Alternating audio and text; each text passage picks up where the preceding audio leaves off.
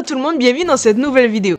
Aujourd'hui on va dessiner un petit peu, mais je prévois de vous faire des petits exercices avec votre crayon et quelques feuilles. Ou un carnet de croquis, enfin tout dépend de vos envies. En fait, je vais vous présenter des petits exercices qui pour moi sont essentiels si vous voulez améliorer votre précision, mais aussi votre technique d'ombrage en dessin. Ce ne sont pas seulement des exercices utiles, mais en fait ce sont des tremplins pour pouvoir dessiner correctement. Alors prenez un crayon et une feuille et c'est parti, allons ensemble booster vos compétences de dessin. Et faites-moi confiance, à la fin de cette vidéo, vous ne serez pas déçus.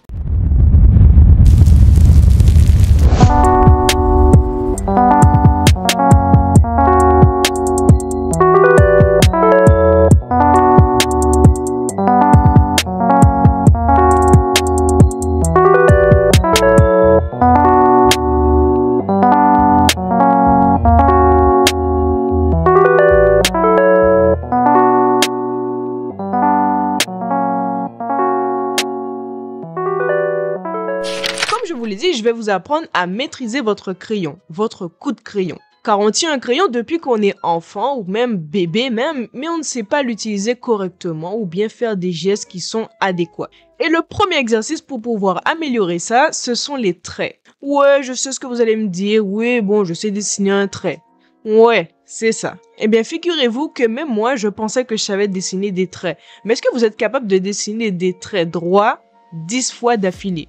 Ça, j'en doute un petit peu. Après, si vous êtes des experts dans le sujet, je doute pas. Mais quand vous venez de débuter, c'est une des étapes qu'on néglige et même les exercices que je vais vous présenter après, vous allez négliger pas mal de ces exercices juste parce que vous avez envie de dessiner quelque chose de concret, quelque chose de beau dès le début. Mais vous êtes obligé de passer par là pour pouvoir avoir un rendu qui soit cohérent et qui soit correctement fait.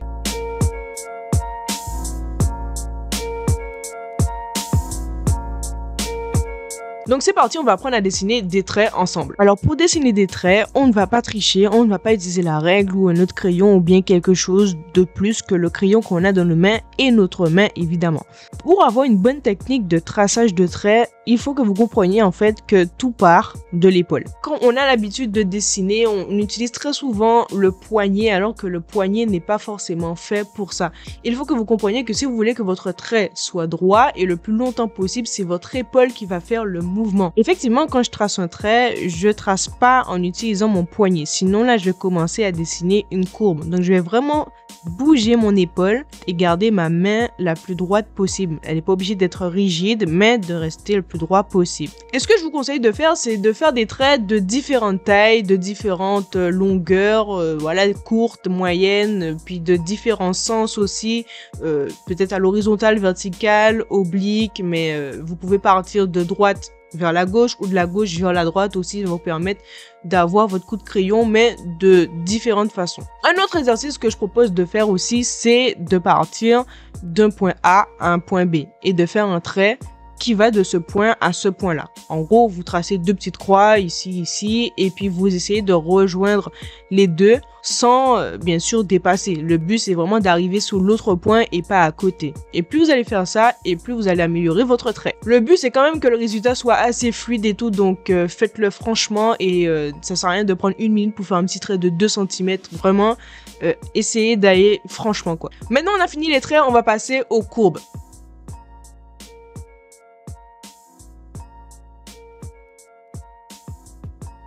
Ben les courbes, c'est comme les traits, mais courbés. Ouais, je pense que ça, vous l'aviez compris. En gros, on va apprendre à dessiner des courbes de différentes façons. Parce que une bonne majorité des choses qui sont autour de nous ne sont pas forcément faites de lignes droites. Surtout la nature, par exemple. Jamais vous allez voir des montagnes qui sont triangles. Voilà, quoi. Il y a toujours des petites variations, voilà. Des choses comme ça, quoi. Donc, pour dessiner des courbes, faites juste un peu comme des vagues, à peu près comme ça et tout. Essayez de varier aussi, de faire partir, par exemple, d'un point. Et à partir de ce point-là, de faire plusieurs courbes qui partent de ce point et qui vont dans toutes les autres directions. N'hésitez pas, comme pour les traits, à les faire aussi dans l'autre sens pour pouvoir vous habituer à ne pas choisir la facilité, mais d'être capable de faire ce mouvement dans tous les sens, quoi. Contrairement aux traits, pour pouvoir réaliser une courbe de la meilleure des façons, là, vous allez plus utiliser le poignet. L'épaule aussi, mais plus le poignet, vraiment, c'est ce qui va faire la différence entre trait et une courbe. Maintenant que les courbes, c'est fait, on va maintenant passer aux hachures.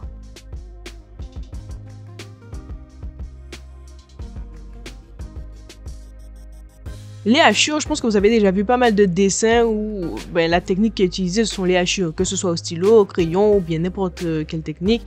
Les hachures, c'est polyvalent. En fait, ça permet de remplir un dessin, mais aussi de donner un sens, un volume, un style, voilà, des choses comme ça. Pour les hachures, il y en a plusieurs. Vous pouvez faire des hachures simples, c'est-à-dire dans un sens et ensuite dans l'autre sens, que ce soit à peu près perpendiculaire entre les traits. Vous pouvez aussi essayer le croisé, où c'est quasiment comme le simple, mais c'est juste que vous allez utiliser des traits obliques, mais aussi le courbé, donc vous pouvez faire courber de différentes façons, soit vous faites courber vers la droite, ou bien les deux sont courbés, ou bien une partie de vos traits sont courbés et l'autre non, et puis voilà. Ce qui est bien avec les hachures, c'est comme je vous dis que c'est une technique aussi de remplissage. Elle va vous permettre de remplir votre dessin d'une certaine manière avec un certain style. Et qui dit remplissage dit parfois dégradé. Donc essayez d'apprendre à faire un dégradé avec des hachures. Il suffit simplement de faire une première couche de traits dans un sens, la deuxième couche dans un autre sens. Et plus vous voulez que cette couche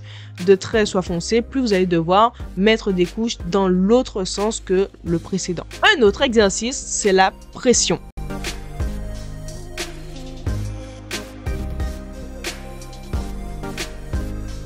Quand je dis pression, c'est par exemple que vous allez commencer à faire votre trait ou votre courbe de manière franche, c'est-à-dire en appuyant sur le crayon, et au fur et à mesure, vous allez appuyer de moins en moins, mais de façon progressive, comme si vous faisiez un dégradé.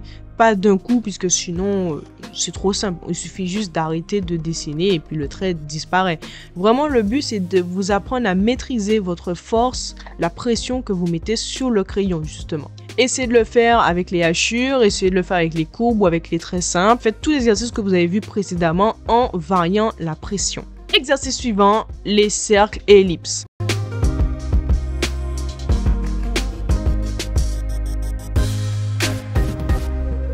Attention, je vous vois venir, on va pas tricher, pas de compas, pas de bouchon, rien de circulaire. Vous allez apprendre à faire des cercles vous-même. Et il y a plusieurs façons de dessiner un cercle. Bien évidemment, pour que ce soit parfait, il faudrait le faire de nombreuses fois. Moi, jusqu'à présent, j'ai beau refaire les mêmes exercices, pour qu'ils soient parfaits, il faut vraiment que je le fasse plusieurs fois, ou bien que j'utilise la règle, ou dans le pire des cas, le compas. Mais j'ai pas forcément tout ça sur moi et j'ai envie de dessiner un cercle. Alors, comment je fais? Déjà, pour dessiner un cercle, j'essaie de me transformer en compas, en fait. Tout simplement, le compas, je remarque qu'il a deux parties, voilà, qui sont rigides en fait. Donc j'essaie de me dire que il faudrait que je sois rigide, que vraiment mon crayon ne puisse pas trembler, que ce soit juste une seule chose dans ma main qui puisse faire le cercle en fait, et que le crayon lui il reste droit. Donc là-dessus, ce que je fais, c'est que je tiens mon crayon fortement, bien vraiment de manière ferme, et ensuite je viens juste bouger l'épaule comme ça, et ensuite voilà, mon cercle il se fait. Vous pouvez au début faire plusieurs cercles comme ça, plusieurs tours et ensuite faire la moyenne entre guillemets des cercles. Mais vraiment habituez-vous aussi à pouvoir le faire en une seule fois, quitte à dépasser un petit peu, mais habituez-vous et finalement vous allez rendre compte que c'est plus simple que ça en a l'air. Si vous voulez faire en bougeant votre poignet, faites attention de ne pas trop le bouger pour justement ne pas perdre cette notion de cercle et ne pas rentrer dans la forme ovale, ellipse que vous n'avez pas envie d'avoir en fait. Comme pour précédemment, faites varier la pression, mais faites aussi varier la forme, la taille de vos cercles en fait, puisqu'on peut avoir des cercles très petits, ça paraît simple, mais faire un cercle, plus on le fait grand et plus la difficulté sera grande bien évidemment. Ok, le prochain exercice maintenant, ce sera de maîtriser son remplissage.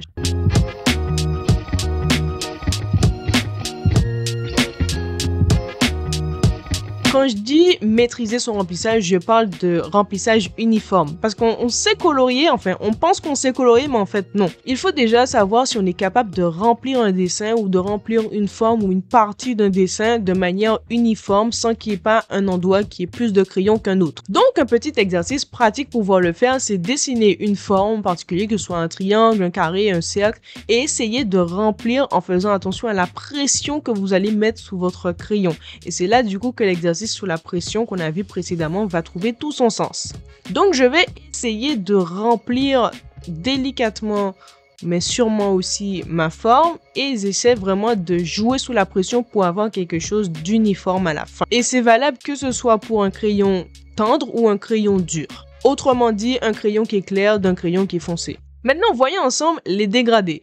Les remplissages, ils sont pas forcément tout le temps uniformes. Certaines zones nécessitent cette uniformité, mais d'autres nécessitent d'être dégradées. Pour faire les dégradés, là aussi, c'est un jeu de pression. Soit vous allez commencer fortement et finir faiblement, soit vous allez commencer faiblement pour finir fortement. Enfin, oui, ça me paraît ça logique aussi.